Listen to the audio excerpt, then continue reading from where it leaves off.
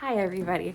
So, gotta get myself adjusted. Okay, so as the new year is slowly starting to approach, I decided that I wanted to do a 25 books that I want to read in 2025 video because I've been looking at my bookshelves and at my TBR, and I have so many books that have been on my TBR for literally years and years that I just haven't gotten to yet. Because of that, I decided that I kind of wanted to do a lot of books that are already on my TBR on my top 25 that I want to read in 2025. So without further ado, let's get into it. I would love to get Oathbringer, Rhythm of War, and Wind and Truth all read in 2025. Next are a grouping of books, some of which were on my December TBR, but I don't think I'm going to get to them this December. So I know for a fact Long Live Evil was on my December TBR,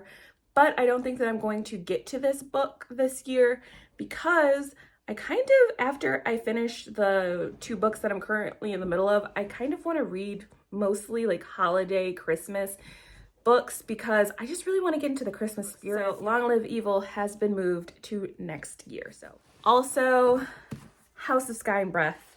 I would love, there's no way in hell I'm finishing this book in 2024. This book is like 800 pages. And like I said, we're trying to read Christmas books until the end of the year.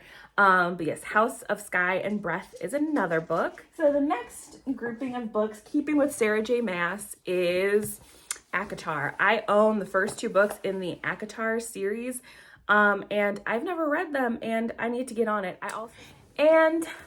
Also, what is this called? Emily Wilde Encyclopedia of Fairies. I've heard nothing but good things about this book. Okay, so the next few books on my list are some books that I do not physically own, but I would love to purchase in 2025 and read in 2025. First one is Lady Macbeth by Ava Reed, and I will be reading the synopses for most of these next couple of books. So, Lady Macbeth. It says, the lady knows the stories, how her eyes induce madness in men. The lady knows she will be wed to the Scottish brute who does not leave his warrior ways behind when he comes to the marriage bed. The lady knows his hostile, suspicious court will be a game of strategy requiring all of her wiles and hidden witchcraft to survive. But the lady does not know her husband has occult secrets of his own. She does not know that prophecy girds him like armor. She does not know that her magic is greater and more dangerous and that it will threaten the order of the world. She does not know this yet, but she will. Ooh, ominous. That synopsis sounds really good. And next one is The Tempest of Tea by Hafsa Faizal, I believe is how you pronounce her name. Or their name. It says, on the streets of White Roaring, Arthi Casimir is a criminal mastermind and a collector of secrets. Her prestigious tea room transforms into an illegal bloodhouse by dark, catering to the vampires feared by society. But when her establishment is threatened, Arthi is forced to strike an unlikely deal with an alluring adversary to save it, and she can't do the job alone. I'm only going to read that first paragraph because the synopsis, there's no reason the synopsis needs to be 3 paragraphs. Next is The Jasad Heir, and I don't know who or when or where I heard of this book. When I was preparing for this video, I was looking at my Goodreads want to read list, I was looking at my physical bookshelves, and I was also looking at my Amazon wish list. And this was on my Amazon wish list, and I put it on there at some point. And apparently it sounded good to me, so I'm going to read the synopsis for this one. It says, 10 years ago, the kingdom of Jasad burned, its magic outlawed, its royal family murdered down to the last child. At least that's what Sylvia wants people to believe. Okay, I'm only going to read that much of the synopsis because I don't want to be spoiled. You guys know, I just said it. Synopses a lot of times ruin books. So it seems like she's the last heir of this kingdom, and she's going to fight to get her throne back. This one has almost a 4-star on Goodreads. So the next book is The Queen's Prisoner by Jeff Wheeler.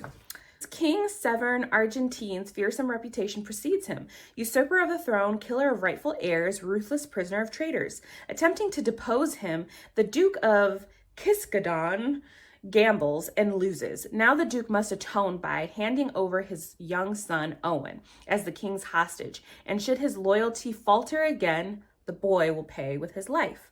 Seeking allies and eluding Severn spies, Owen learns to survive in the court of King Fountain, but when new evidence of his father's betrayal threatens to seal his fate, Owen must win the vengeful king's favor by proving his worth through extraordinary means, and only one person can aid his desperate cause, a mysterious woman dwelling in secrecy who truly wields power over life, death, and destiny.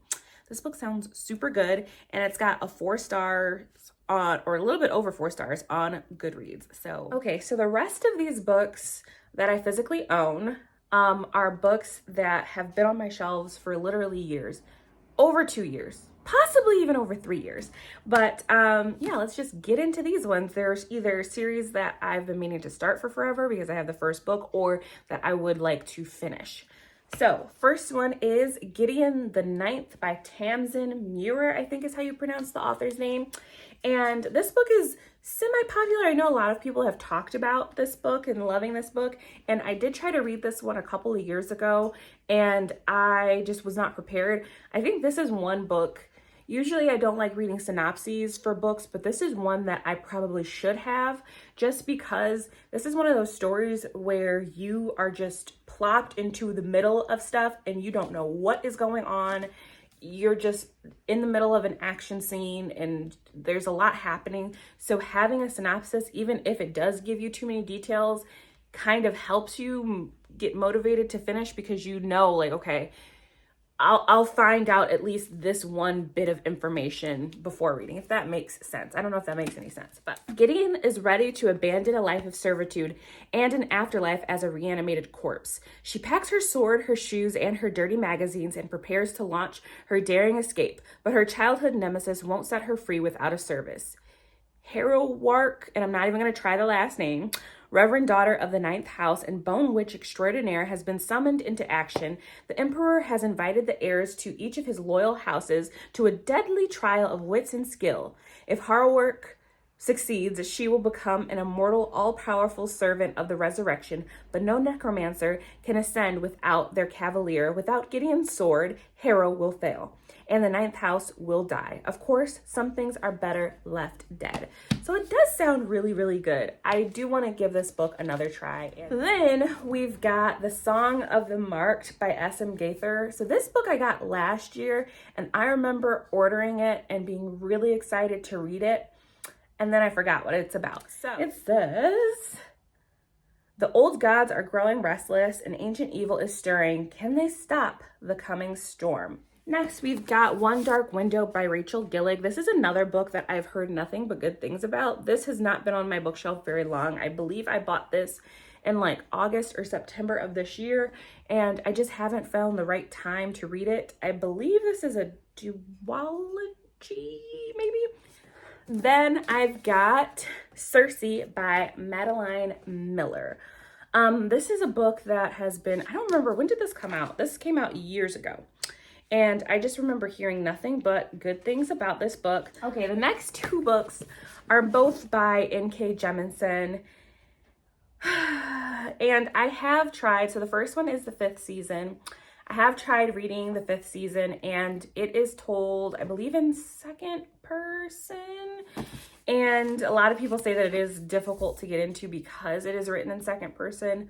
I have tried reading this book in the past unsuccessfully, but I have heard, like, if you commit like 100 pages to the, or not even 100, maybe 50 pages to this book, you will get into it, and it's an amazing story. So I really do want to read this, and I've heard nothing but good things about N.K. Jemisin as an author.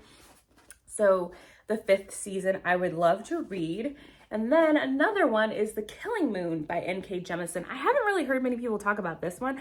I actually bought this book because I was looking for fantasy books that kind of take place in ancient Egypt, or just have like an Egyptian feel to it. I am a history nerd, specifically ancient history. Like I love watching documentaries of ancient Egypt and of like ancient Greece and things like that, and learning about the gods and their political systems. And it's just so fascinating and so interesting to me how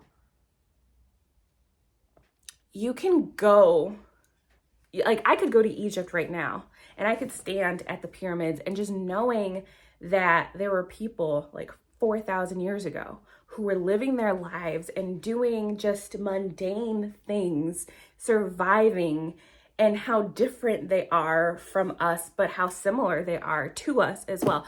It's just something fascinating. But anyway, unimportant. Let's read the synopsis for this one.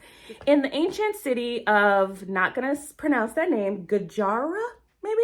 Peace is the only law.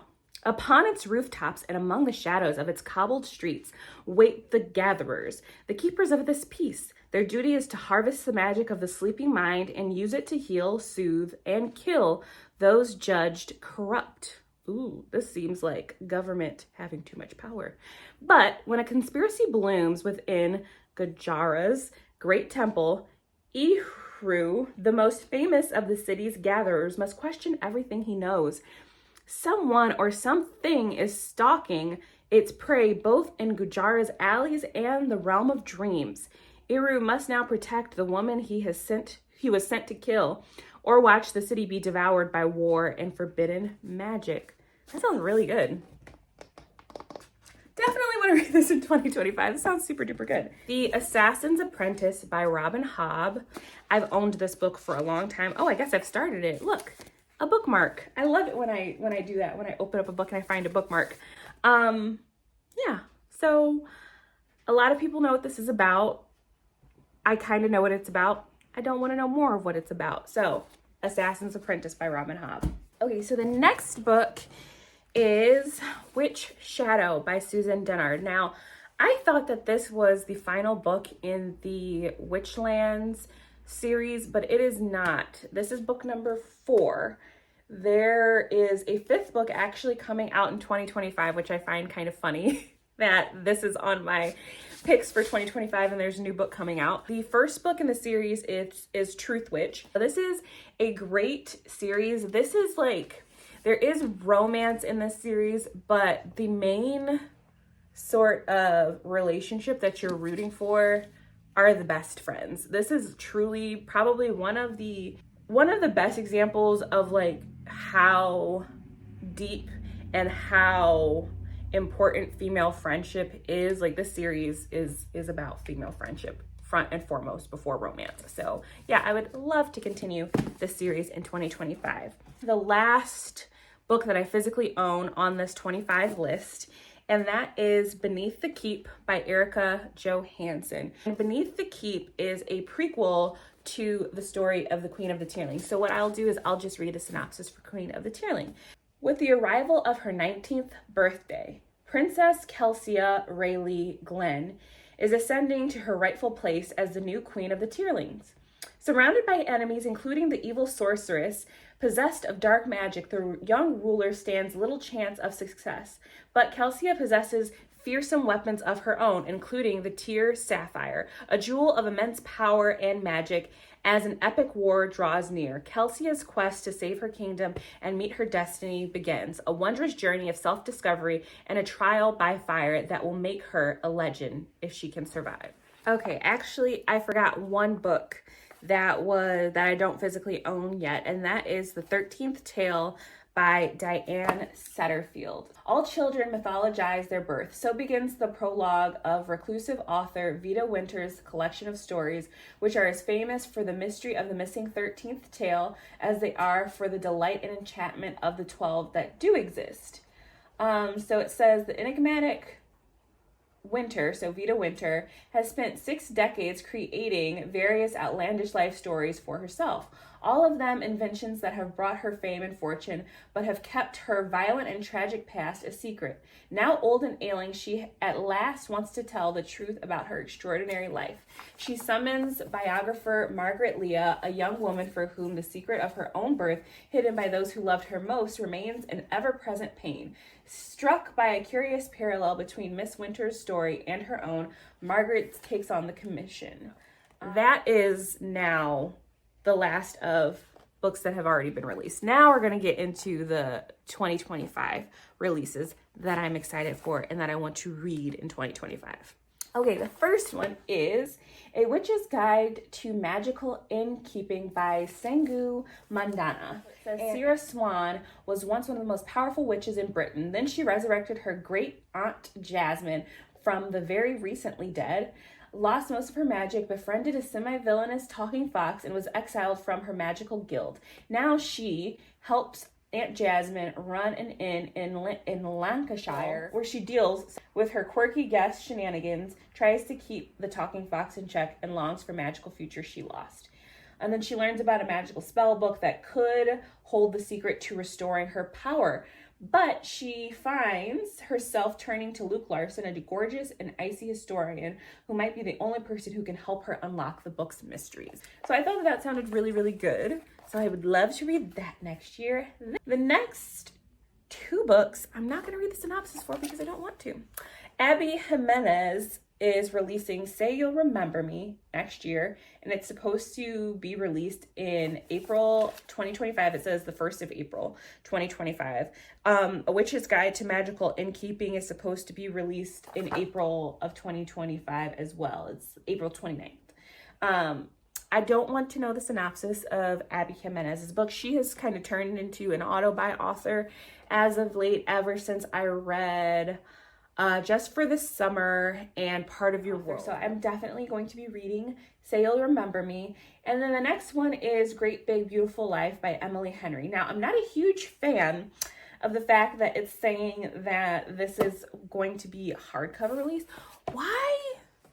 I need to have a talk with Emily Henry to understand why almost all of her books are released in hardcover first. And it's not that there's a hardcover and a paperback version, it's just hardcover. Because I hate reading, especially hardcover romances. Ugh. But I'll read her book. I wasn't a fan of Funny Story.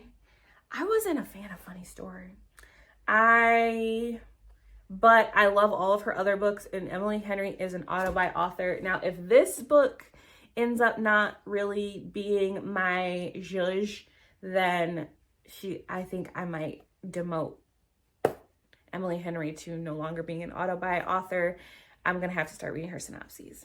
And this book is to be released April 22nd of 2025. And then the last book that I'm interested in that is releasing next year is The Night and the Moth.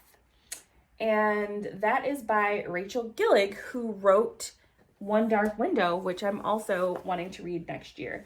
And it says, Sybil Delling has spent 9 years dreaming of having no dreams at all. Like the other foundling girls who traded a decade of service for a home in the great cathedral, Sybil is a diviner. In her dreams, she receives visions from 6 unearthly figures known as omens. From them, she can predict terrible things before the occult. Before they occur. Girl. I need my glasses. And lords and common folk alike travel across the kingdom of Trom's windswept moors to learn their futures by her dreams. Just as she and her sister diviners near the end of their service, a mysterious knight arrives at the cathedral. Rude, heretical, and devilishly handsome, the knight Roderick has no respect for Sybil's visions. But when Sybil's fellow diviners begin to vanish one by one, she has no choice but to seek his help in finding them. For the world outside the cathedral's cloister is wrought with peril. Only the gods have the answers she is seeking. And as much as she'd rather avoid Roderick's dark eyes and sharp tongue, only a heretic can defeat a god. So yeah, that sounds really, really good. And like I said, I've heard nothing but good things about One Dark Window and Two Twisted somethings. I think it's her second book in that duology. So I'm really excited for that book. And this is supposed to be released May 20th of 2025. So those are the top 25 books that I would love to read in 2025. And it's in no order in particular. Like number one is not the one that I'm most anticipating. Those are the books that I would love to read in 2025. Let me know if you've heard of any of these books, if you want to read any of these books, or what are the, maybe not top 25, what are the top 5 books that you would like to read in 2025? And are they books that were on your TBR for years that you want to get caught up on, new releases, or are they some books that you had never heard of from this list? So thank you so much for watching this video. Have a great day. And again, never sweat the small stuff.